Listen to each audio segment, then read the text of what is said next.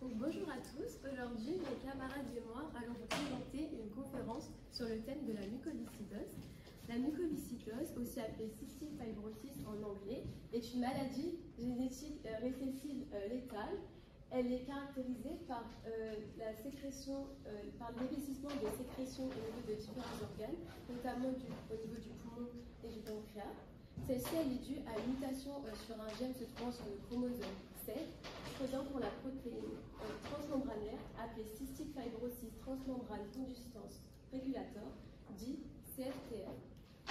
Cette mutation, elle nous serait venue d'un peuple européen vivant il y a plus de 5000 ans. C'est pour ça que l'incidence de la maladie est plus élevée dans les populations européennes et les populations descendantes, donc en Amérique du Nord. L'incidence de la maladie en France est d'une naissance sur 4500, ce qui représente environ 200 naissances par an. Mondialement, la prévalence de la maladie est de 70 000 cas. En France, en 2020, 7000 personnes étaient atteintes de la mucoviscidose contre 2 millions de porteurs hétérozygotes du gène muté. À ce jour, les patients atteints de la mucoviscidose ne disposent pas tous d'un traitement curatif. Cependant, de nombreux traitements symptomatiques sont mis en place pour améliorer la qualité de vie des patients. L'espérance de vie en France est donc d'une quarantaine d'années. Cependant, il y a beaucoup de recherches qui sont pour des traitements curatifs, qui sont d'une ampleur vraiment considérable sur la mucoviscidose, et elles mettent en œuvre beaucoup de domaines différents de la biologie médicale. L'objectif de notre conférence est alors de faire l'état des connaissances sur la mucoviscidose et de vous présenter les principales pistes des chercheurs cliniciens pour les traitements du futur. Pour ce faire, nous allons d'abord faire un bond dans le passé en vous parlant un peu de l'histoire de la maladie. Ensuite, nous allons vous présenter les mécanismes et la physiopathologie de la maladie. Ensuite, nous allons recouvrir la partie clinique avec le diagnostic, les manifestations symptomatiques et les options thérapeutiques. Et enfin, nous allons détailler deux pistes d'avancée les plus prometteuses, les médicaments ASO et l'utilisation de la molécule DAP. La maladie de la mucoviscidose, elle est connue depuis de nombreuses années. Dès le Moyen-Âge, on pouvait entendre des dictons sur cette maladie. Un de ces dictons est alors « Malheur à l'enfant chez qui un baiser sur le front a un goût salé, il est ensorcelé et doit bientôt mourir ». Donc bien sûr, à cette époque, on ne connaissait rien de la maladie, il n'y avait aucun fondement scientifique, et il a fallu attendre l'année 1938 pour avoir une vraie description scientifique de la maladie par la pédiatre Dorothy Hansen Anderson, qui a alors décrit la pathologie comme une maladie touchant le pancréas. On parle alors de fibrose kystique. Quelques années plus tard, en 1943, le terme de mucoviscidose est créé par Sidney Farber à partir du terme mucus et visqueux. Il décrit alors la pathologie comme une diffusion généralisée du mucus visqueux touchant plusieurs organes. Cependant, les Anglais n'ont pas abandonné le terme historique et nomment la maladie cystic fibrosis.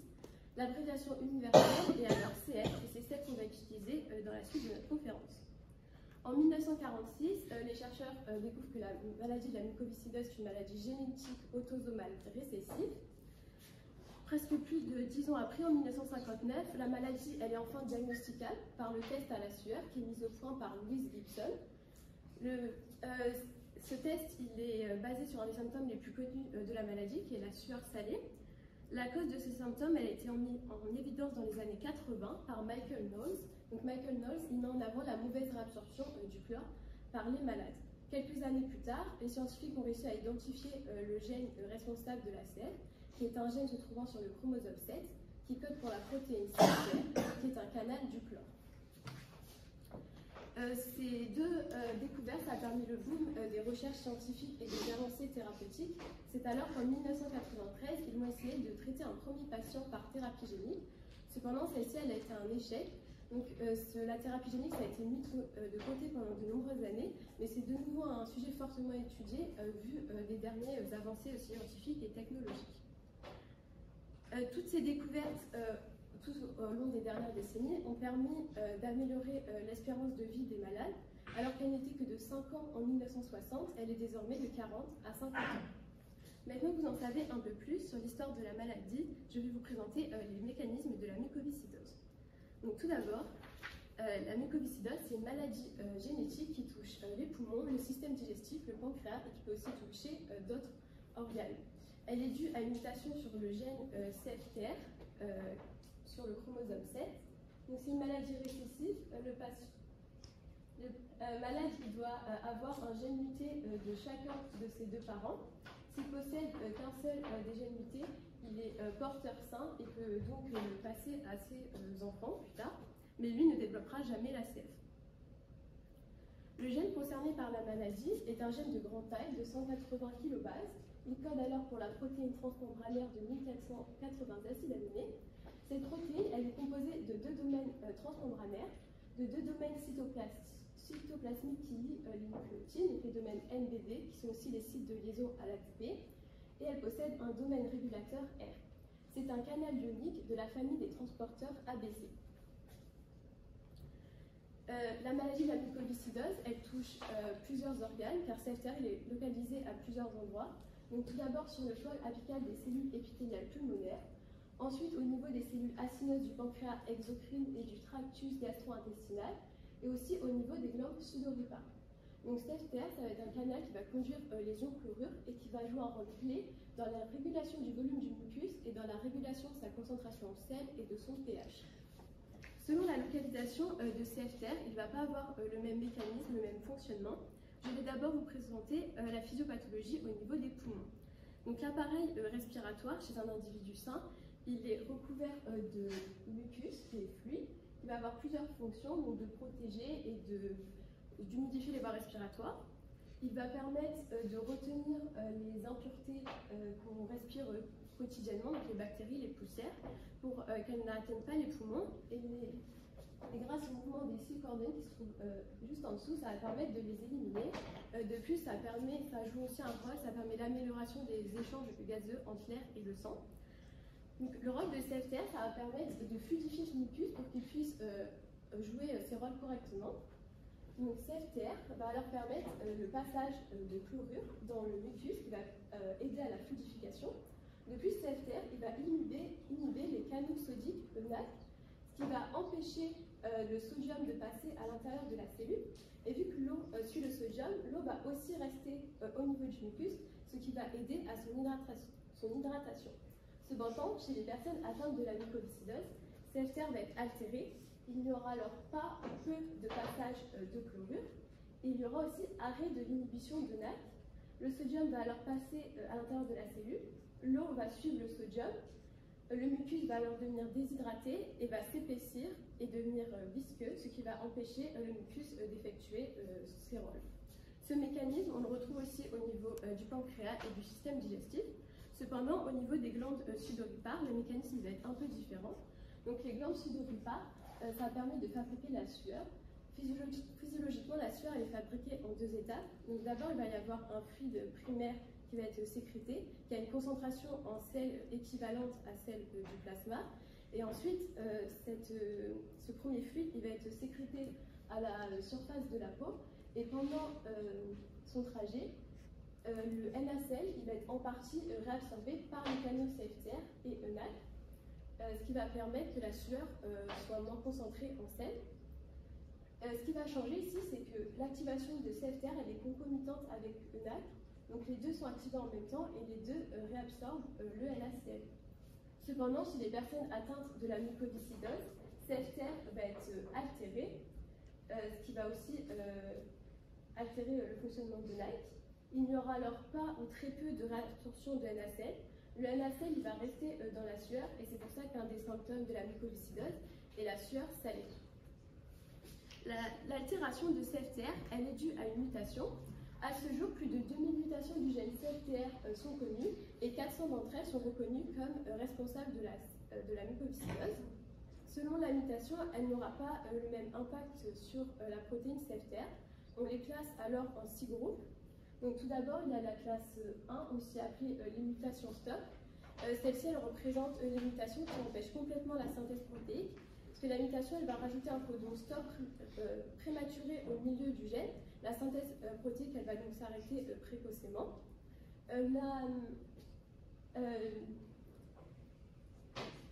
Ensuite, il y a la classe 2. Cette classe, elle va alors impacter le repliement de la protéine. La protéine, elle va alors être instable et va être dégradée dans le protéasome. La mutation la plus répandue, qui est 508DEL, la mutation 508DEL, qui est présente chez 75% des patients, elle appartient à cette classe. Ensuite, il y a la classe 3, c'est un problème de conductance du canal. Les mutations, elles vont se trouver dans les domaines NBD, qui sont les sites de liaison à l'ATP. L'ATP, il va donc ne plus pouvoir se lier à la protéine, ce qui va empêcher l'ouverture du canal. Il n'y aura donc pas du tout de passage de chlorure. Ensuite, il y a la classe 4, c'est aussi un problème de conductance, mais cette fois-ci, c'est parce que les canals, les conduits vont être trop petits, donc il n'y aura pas assez de passage de chlorure par unité de temps. Ces trois classes, on va vous décrire ces traitements un peu plus tard, qui vont être l'injection de CFTR modulateur. Ensuite, la classe 5, elle impacte le niveau d'expression de l'ARN messager, c'est-à-dire qu'il y aura beaucoup moins de CFTR présent à la membrane de la cellule. CFTR, CFTR va être exprimé correctement, mais il n'y en aura pas assez pour effectuer la bonne fonction. Et ensuite, la classe 6, c'est des mutations qui se trouvent dans le domaine C-terminal de la protéine, ce qui va la rendre instable et qui va favoriser sa dégradation. Et, donc, en résumé, les classes 1, 2, 3, c'est des mutations qu'on considère graves. Par contre, les classes 4, 5, 6, c'est des mutations moins graves parce qu'on a quand même une fonction résiduelle de la protéine. Mais, donc maintenant, on va passer au diagnostic de la mucoviscidose. Donc la mucoviscidose, elle peut se diagnostiquer de plusieurs manières. Soit elle est décelée donc, dès la naissance, auquel cas le malade est pris en charge très tôt, soit elle n'est décelée que plus tard lorsque des symptômes apparaissent, symptômes qu'on vous présentera après. Donc suite à ça, il y a le dépistage néonatal systématique qui a été mis en place en 2002. Donc ça consiste à faire une prise de sang au niveau du talon de l'enfant au 3e jour de vie, c'est ce qu'on appelle le test de Guthrie. Et donc ce test de Guthrie, ça va permettre de doser la trypsine immunoréactive. Alors la trypsine immunoréactive, on l'obtient à partir du trypsinogène qui est produit par le pancréas. Et donc ce trypsinogène, il n'arrive pas à atteindre l'intestin du fait de ce mucus épais. Il va donc passer dans le sang et se transformer en trypsine immunoréactive. Si la quantité de trypsine immunoréactive est anormalement élevée dans le sang, on va réaliser donc d'autres tests pour le diagnostic, tels que le test de la sueur et une analyse génétique pour identifier là où les mutations du gène. Donc le test à la sueur, ça consiste à une stimulation de la transpiration au niveau de l'avant-bras avec un courant électrique donc de faible intensité. C'est indolore et très fiable. On va ensuite récupérer donc la transpiration sur un papier absorbant qu'on va analyser. Si le taux de chlorure il est supérieur à 60 milliequivalents par litre, la personne souffre de mucoviscidose. Cependant, si on est entre 40 et 60 milliequivalents, on va refaire le test à la sueur qu'on va compléter avec des analyses génétiques. Donc les analyses génétiques, ça va permettre d'identifier les mutations. Donc pour ça, on réalise une prise de sang. On va venir récupérer les globules blancs qu'on va éclater afin d'en extraire l'ADN. On réalise ensuite un séquençage qui va permettre donc le criblage de la totalité des séquences codantes de ce gène et ça offre une meilleure détection de l'ensemble des mutations de ce fameux gène. Alors évidemment, dans un premier temps, on va rechercher les mutations les plus fréquentes, donc qui couvrent environ 80% des mutations responsables de la mucoviscidose. Ce qu'il faut savoir, c'est que ce gène CFTR, c'est un gène de très grande taille, dont plus de 2000 mutations ont été décrites. Donc c'est vrai qu'il est difficile de rechercher toutes les mutations possibles lors d'un seul test génétique. C'est pour ça qu'en routine, seulement les 30 mutations les plus fréquentes en cause de l'éjaculation vont être recherchées. Évidemment, l'identification des autres mutations est possible, mais ça demande beaucoup plus de temps. C'est pour ça que l'absence de mutations génétiques retrouvées lors du test génétique, ça n'exclut pas totalement le diagnostic de la mucoviscidose. C'est vraiment le test de la sueur qui est le seul test qui permet vraiment d'affirmer le diagnostic. L'analyse génétique, ça permet juste de confirmer ce diagnostic. Il y a aussi un diagnostic prénatal qui est possible lorsqu'il a connaissance du gène CFTR muté dans la famille.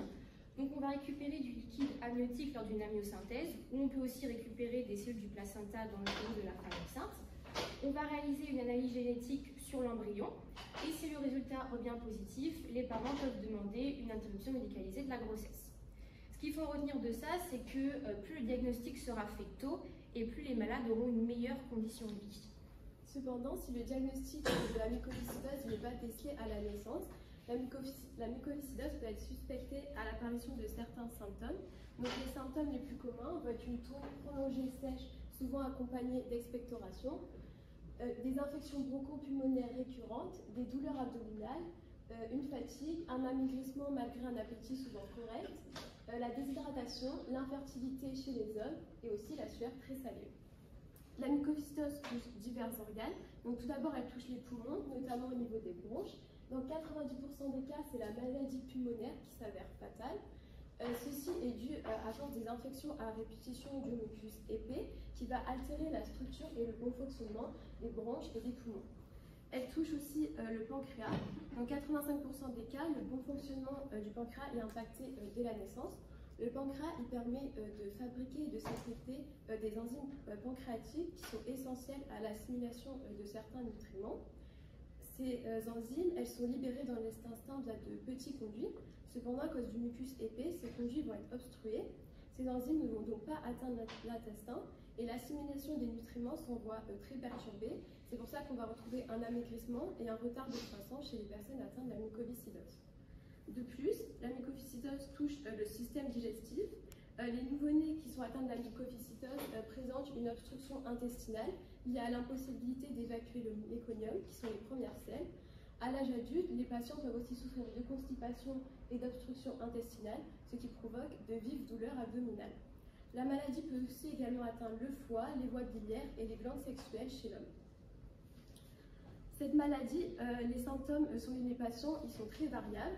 Le médecin, une fois que le diagnostic est effectué, va alors réaliser un bilan complet adapté à l'âge.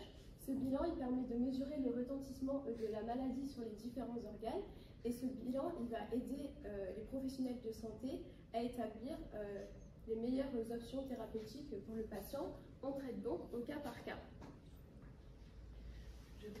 Je vais maintenant vous parler des options thérapeutiques.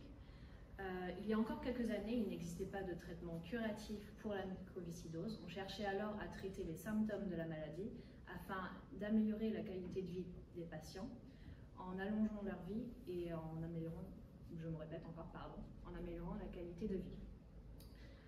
La mucoviscidose est une maladie qui touche différents organes.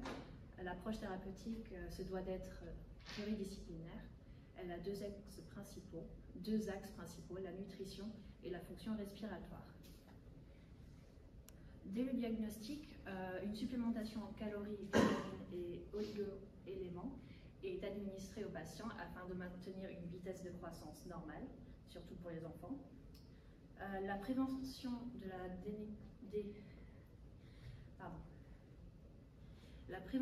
dénutrition est essentielle, il faut qu'elle soit au plus tôt. Pour cela, on va administrer un régime hypercalorique et équilibré aux patients. D'autres supplémentations peuvent être nécessaires au cas par cas. De plus, on va administrer aux patients des enzymes pancréatiques pour faciliter la digestion. Afin de lutter contre la déshydratation, qui est un danger pour ces patients-là, la supplémentation en sel est nécessaire pour compenser les pertes dues à la sudation. En cas de diabète, on va mettre en place une insulinothérapie.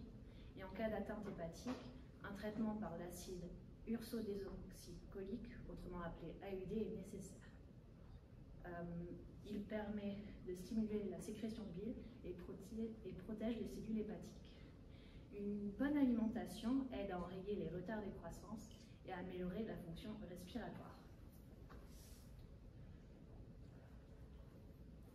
La prise en charge de l'atteinte respiratoire a deux objectifs principaux: améliorer la clairance mucociliaire et réduire les infections bactériennes. Dans un premier cas, on cherche à évacuer les sécrétions pulmonaires par de la kinésithérapie respiratoire. Elle est pratiquée tous les jours, voire 2 fois par jour. Certaines techniques peuvent être effectuées par le patient lui-même, telles que comme l'autodrainage.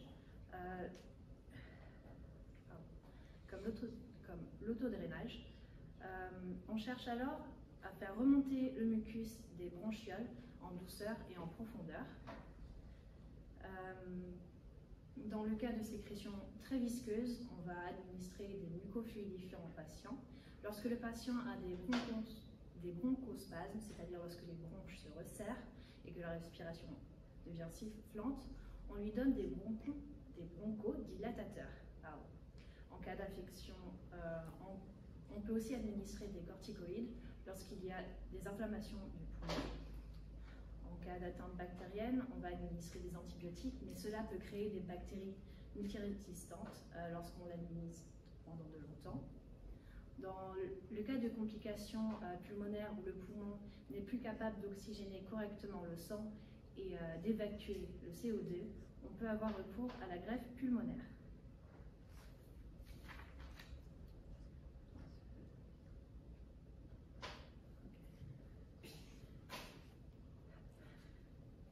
L'activité physique et sportive est essentielle pour maintenir un bon capital musculaire et lutter contre la perte osseuse.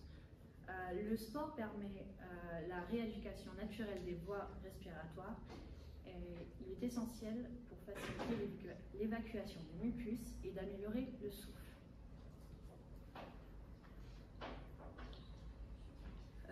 C'est en 2020 que les premiers traitements correctifs ont été mis sur le marché. On parle alors des CFTR modulateurs. Il existe deux types principaux de CFTR modulateurs, les potentialisateurs et les correcteurs. Les potentialisateurs permettent de maintenir le canal ouvert afin que le chlorure puisse passer la membrane, enfin, passer d'un compartiment à l'autre. Cela permet de réduire les symptômes de la mucoviscidose. Ivacaftor est le potentialisateur le plus souvent utilisé pour ce traitement. Il permet de corriger les mutations de classe 3 et 4. Les correcteurs, eux, aident la protéine CFTR à avoir une bonne forme 3D et ainsi ils peuvent atteindre la membrane cellulaire. Les principaux correcteurs sont l'imacaftor et l'isacaftor. Ils sont souvent utilisés en clinique pour traiter les mutations de classe 2, principalement la mutation F508L. Cependant, les correcteurs seuls ne permettent pas toujours au canal CFTR de s'ouvrir et de faire passer le chlorure. On utilise donc une trithérapie comme le Kaftrio. On combine des potentialisateurs et des correcteurs. Je vais vous parler de la trithérapie Kaftrio. C'est une combinaison d'ivacaftor, tezacaftor et elexacaftor, qui est un correcteur. Ce traitement est seulement disponible pour les adultes et les enfants de plus de 6 ans et ne traite que les mutations de classe 2, 3 et 4. Mais de nombreuses recherches cliniques sont en cours pour élargir le spectre de patients éligibles.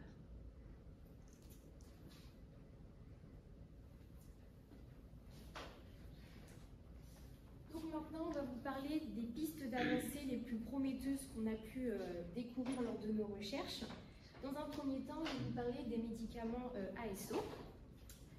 Donc ce qu'il faut savoir, c'est que 92% des personnes souffrant de mucoviscidose sont éligibles à un traitement avec des CFTR modulateurs qui est hautement efficace, mais ces 8% restants, ils possèdent un variant de CFTR qui ne répond pas à ces CFTR modulateurs. Donc ces 8%, ça représente un défi important, notamment dans le développement de nouveaux médicaments, qui nécessiteraient de nouvelles stratégies thérapeutiques. Donc pour guérir ces patients, il faut atteindre le gène responsable de la mutation et entre guillemets le soigner. Donc pour ça, on utilise donc une approche de thérapie génique en utilisant par exemple, ce que je vais vous présenter, un système d'oligonucléotides antisens qu'on appelle aussi les médicaments ASO. Donc en général, les médicaments ASO, ce sont des oligonucléotides qui sont composés de 12 à 30 nucléotides et qui sont capables de se lier à des séquences spécifiques au sein d'ARN cible. Ces médicaments ASO, ils ont plusieurs modes d'action, dont l'un qui est la modification d'épissage. Donc ces ASO à commutation d'épissage, ils sont composés de nucléotides qui sont chimiquement modifiés, ce qui va permettre de supprimer l'activité de l'ARNase H. Alors l'ARNase H, c'est une enzyme qui va détruire l'ARN hybride ADN-ARN. Et donc en détruisant cette activité, les médicaments ASO vont pouvoir interagir avec l'ARN pré-messager durant l'épissage. Donc ces médicaments ASO, ils ont été conçus pour pouvoir se lier aux jonctions d'épissage 5' ou 3' pour ensuite être lus par le splicéosome. Le splicéosome, c'est une macromolécule qui se fixe sur l'ARN prémessager au niveau d'un intron à exciser. Ce faisant, le splicéosome donc, est responsable de l'épissage alternatif et peut le modifier de diverses manières, en par exemple favorisant l'utilisation alternative d'un exon, l'inclusion, l'exclusion d'exons, etc. Donc ces médicaments ASO, ça offre la promesse de résoudre ces 8% restants et même pourquoi pas avoir un traitement indépendant des variants. Évidemment, comme toute thérapie, doit faire face à des obstacles majeurs, notamment en termes d'administration et d'expression dans les cellules. Donc maintenant, je vais vous parler d'un médicament ASO qui est à l'heure actuelle le plus prometteur et le plus développé. Donc c'est SPL84, qui est un médicament ASO qui a été développé par l'entreprise SpliSense. Donc c'est un médicament qui est inhalé composé de 19 nucléotides et lui, il a été conçu pour traiter le variant CT de 3849 kilopères de base qui correspond à une mutation de classe 5. Donc cette mutation, elle entraîne un site d'épissage aberrant dans l'intron 22 avec l'inclusion d'un exon cryptique de 84 paires de base dans l'ARN messager du CFTR. Cet exon cryptique, il introduit un codon stop prématuré qui conduit à la dégradation significative de transcrits CFTR via la désintégration de l'ARN messager bon sens. Et donc on obtient une protéine CFTR qui est partiellement fonctionnelle. Donc le but de SPL84, c'est entre guillemets d'ignorer, de dégager cet exon cryptique pour obtenir des transcrits qui vont être correctement épicés et traduire une protéine qui va être totalement fonctionnelle. Comment ça marche? Eh bien, les oligonucléotides de SPL84, ils vont venir se fixer sur le site cryptique d'épissage en 5' de l'exon cryptique. Ces oligonucléotides vont être lus par le splicéosome et ça va lui envoyer un signal pour tout simplement exciser cet exon. Et donc on obtient un ARN messager sans ce fameux codon stop prématuré et donc lorsqu'il va être traduit, on aura une protéine qui sera totalement fonctionnelle. Comme cette approche, elle aboutit à une protéine donc, totalement fonctionnelle de type sauvage, il n'y a pas besoin de co-administrer les fameux CFTR modulateurs en plus de ce fameux médicament ASO. Maintenant, comme ça a l'air super bien, mais il y a quand même, comme je vous l'ai dit, des obstacles majeurs, tels que la pénétration efficace dans les poumons, mais aussi la pénétration dans les cellules, surtout le noyau, la stabilité, etc. Et ça constitue vraiment des paramètres critiques qui vont avoir un impact sur l'efficacité de SPL84, mais également sur son utilisation en clinique. Donc pour essayer d'augmenter sa stabilité, les chercheurs ils ont voulu protéger les oligonucléotides contre les endonucléases. Donc pour ça, ils ont réalisé une modification chimique avec des phosphorothioates parce que c'est les plus faciles à synthétiser. C'est ce qui était le plus simple pour eux. Donc SPL84, il possède cette mutation qui lui permet d'être protégé contre les enzymes de dégradation lorsqu'il va être inhalé et notamment lorsqu'il va être dans les cellules. Ensuite, donc en janvier 2023, il y a des chercheurs qui ont mené justement une étude pour évaluer ces différents paramètres critiques et voir si SPL84 était un candidat pour l'utiliser en clinique. Donc dans un premier temps, ils ont évalué la cinétique de distribution pulmonaire de SPL84. Donc ils ont mené une étude sur une semaine chez des souris avec la mutation de classe 5. Ces souris ont été traitées soit avec une dose unique ou avec 3 doses tous les 2 jours. Ces doses ont été administrées par voie intratrachéale et les poumons ont été collectés à 1, 3, 5 ou 7 jours. Ils n'ont pas vu de différence entre les souris qui avaient eu une dose ou les souris qui avaient eu 3 doses. Ils ont remarqué que SPL84 a été détecté dans les cellules de toutes les zones du poumon, y compris la trachée, les bronches, les bronchioles et les alvéoles. 7 jours après la dernière administration, SPL84 était encore largement répandu le long des cellules épithéliales au niveau des poumons. Donc ça, c'était déjà très prometteur, mais ils ont voulu aller encore plus loin en réitéant l'expérience avec une dose unique qui était 2 fois plus importante. Et ils ont remarqué que SPL84 était distribué et retenu jusqu'à 4 semaines après l'administration.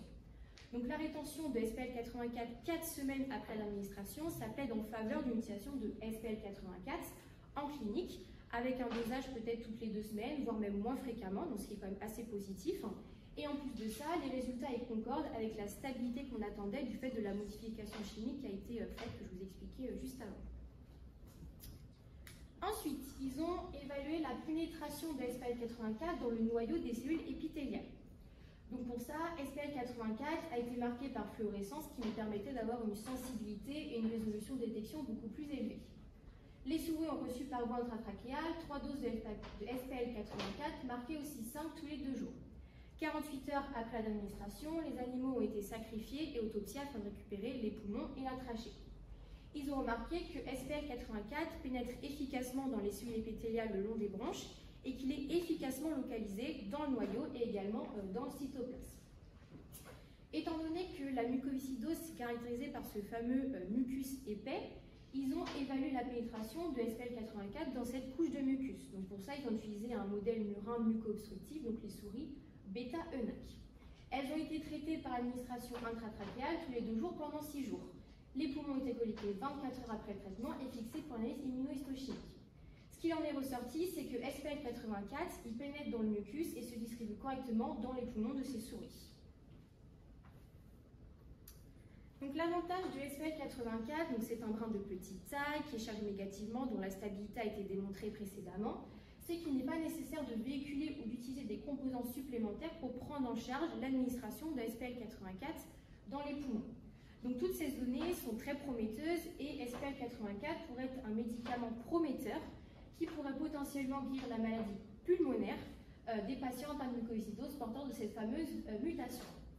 Ensuite, donc, les chercheurs ont été encore plus loin. Ils ont fait donc une batterie d'études de sécurité et de toxicologie sur des souris. Ce qu'il en est ressorti, c'est qu'il n'y avait aucun signe clinique associé avec l'administration de SPL84. Il n'y avait non plus aucun effet sur le poids corporel et sur leur consommation alimentaire. Ils ont quand même observé des petits changements microscopiques, mais qu'ils ont considérés comme non nocifs et que ça représentait plutôt un processus d'élimination normal des composés. Et donc, avec toutes ces données, on a pu donc lancer une étude clinique de phase 1 et 2 sur SPL84. À l'heure d'aujourd'hui, la phase 1 elle s'est achevée avec succès. La phase 2 pour 3849 patients atteints de mucoviscidose est prévue pour le premier semestre de 2024. Je vais maintenant vous parler d'une autre piste d'avancée prometteuse qui est la 2,6-diamylopurine. Elle pourrait traiter les mutations de classe 1. Pour l'instant, je vais laisser la parole à un chercheur qu'on a interviewé, qui est Fabrice Lejeune. Je vais le laisser se présenter et qui nous explique pourquoi ils ont choisi de travailler sur la DAP.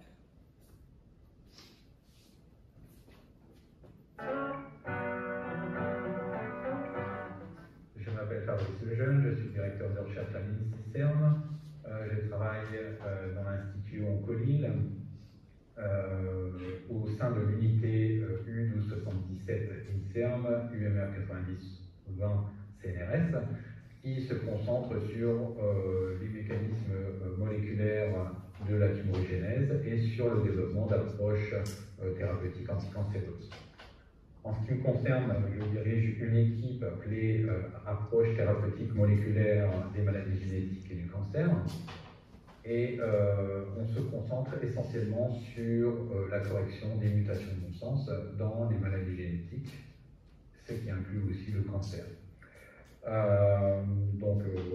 Dans maladies génétiques, on englobe les maladies rares, comme la mucoviscidose, la hépatite du chêne ou le syndrome de Rett, par exemple, mais aussi des pathologies plus fréquentes comme le cancer, le diabète, la maladie de Parkinson ou la maladie d'Alzheimer, par exemple.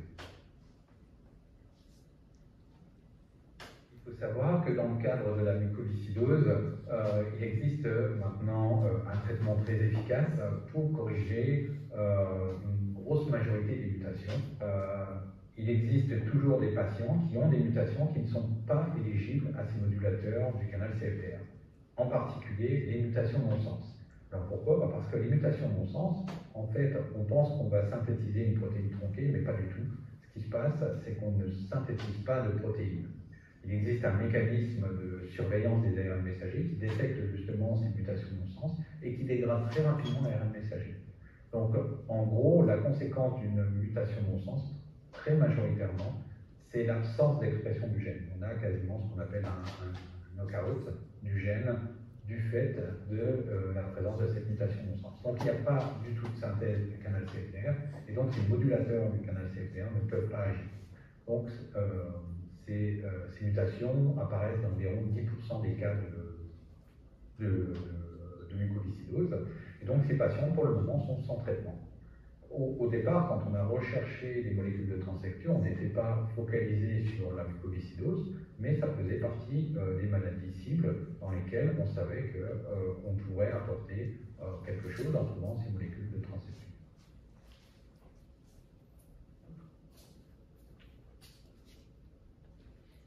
Je vais maintenant vous parler du mécanisme d'action de la DAP. La DAP est une molécule de translecture, c'est-à-dire qu'elle force le ribosome à lire un codon stop prématuré et à le reconnaître comme codon. La DAP, elle inhibe une enzyme FTSJ1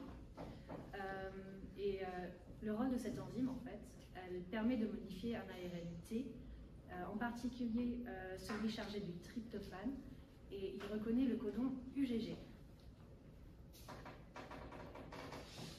Sans la modification apportée par l'enzyme FTSJ1, cet ARN reconnaît toujours le codon UGG, mais peut aussi reconnaître le codon UGA, qui est le codon stop. La DAP ne corrige que les codons stop UGA, comme on peut le voir grâce à cette roue.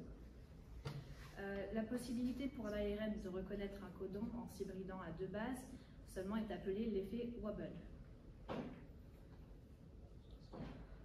En présence de DAP, l'ARNT tryptophane peut reconnaître le codon stop UGA, en plus de son codon stop UGG, induisant aussi une translecture. Cela permet donc une synthèse du canal CFTR fonctionnel et il va ainsi pouvoir migrer jusqu'à la membrane cellulaire.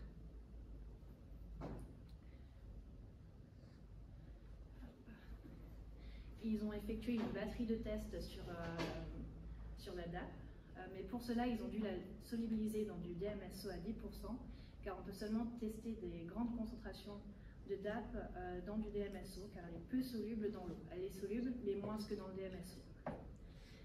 Ils ont testé la DAP sur un modèle cellulaire avec la mutation non-sens UGA, puis ils ont fait des tests sur des organoïdes de cellules rectales porteuses de la mutation non-sens UGA. Ils ont pris les cellules d'un patient et ils ont induites en cellules IPS et ils ont pu observer un gonflement de l'organoïde lorsque le canal CFTR était fonctionnel. Ils ont ensuite voulu la tester sur un nouveau modèle de souris, mais car il n'en existait pas avant.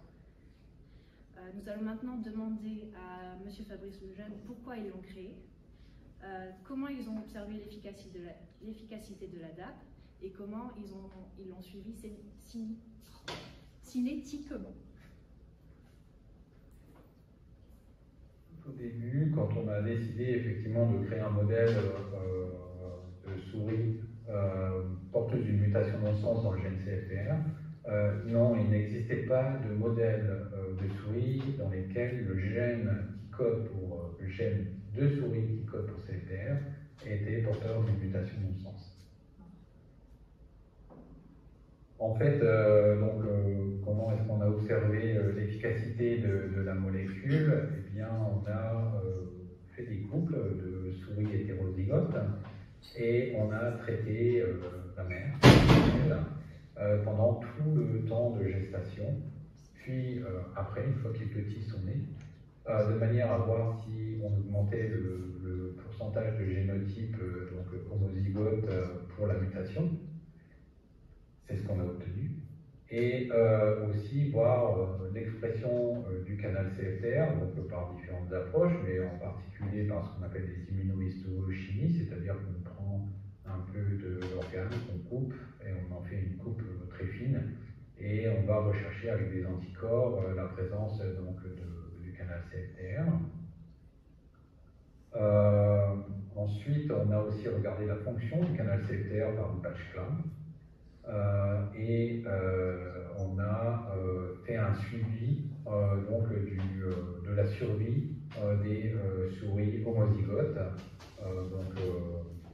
in utero, le jour de la naissance, puis ensuite on a regardé après la naissance, puisqu'on a continué à gaver les mères tous les jours, et on a vu que la DAP pouvait passer dans le lait maternel.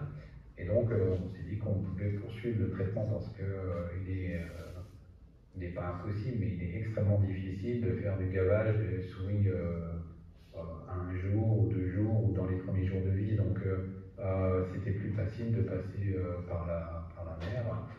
Pour les données pharmacocinétiques, là on est passé par une plateforme qui est spécialisée dans ce genre d'études, où ils ont fait donc, ou de l'intraveineuse, donc injecté en intraveineuse la DAP, ou par gavage, et on a regardé la stabilité de la DAP dans le sang et la présence de la DAP dans différents organes, ce qui nous a permis de voir que la DAP pouvait ainsi se retrouver dans les poumons, dans les intestins, dans les muscles et aussi dans le cerveau. Donc on a pu ainsi démontrer que donc, juste en apportant oralement la molécule, on pouvait la retrouver dans le cerveau, ce qui veut dire qu'elle traversait la barrière hémato-encéphalique.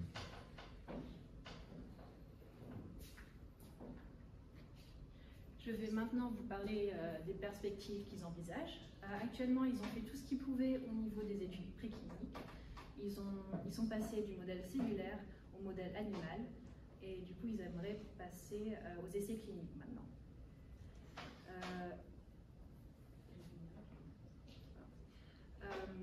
Mais pour cela, ils ont besoin de fonds. Ils ont donc créé une start-up, et dans un premier temps, ils aimeraient faire une nouvelle formulation de la DAP, c'est-à-dire dans un autre solvant que du DMSO, car le DMSO est toxique. Par la suite, ils effectueront des tests de toxicité réglementaire, et ils aimeraient par la suite aussi produire la DAP dans des conditions de GMP, c'est-à-dire des bonnes conditions de production, pour enfin arriver aux essais cliniques. Mais ils aimeraient aussi utiliser la DAP, pas que pour la mucoviscidose, mais pour d'autres maladies, par exemple le Parkinson. Pour résumer, la mucoviscidose est une maladie génétique rare. Ces mécanismes sont de mieux en mieux compris, ce qui permet d'avoir des traitements de plus en plus efficaces. En effet, depuis 2020, un traitement curatif et pas seulement symptomatique a été mis sur le marché, ce qui a permis de redonner espoir à une bonne partie des malades. De plus, pour les types de mutations, des recherches prometteuses sont en cours. L'avenir des patients atteints de la mucoviscidose n'a alors jamais été aussi optimiste. Merci pour votre attention et votre écoute. On aimerait remercier Monsieur Fabrice Lejeune d'avoir accepté de répondre à nos questions et d'être diffusé durant cette conférence. On tenait également aussi à adresser un mot à Clarisse Van der Broek, qui a pris le temps de répondre à nos questions et de nous aider à comprendre les mécanismes de cette maladie. Et on voulait aussi adresser un mot à Madame Hook et Madame Lebois pour nous avoir suivis tout au long de ce projet.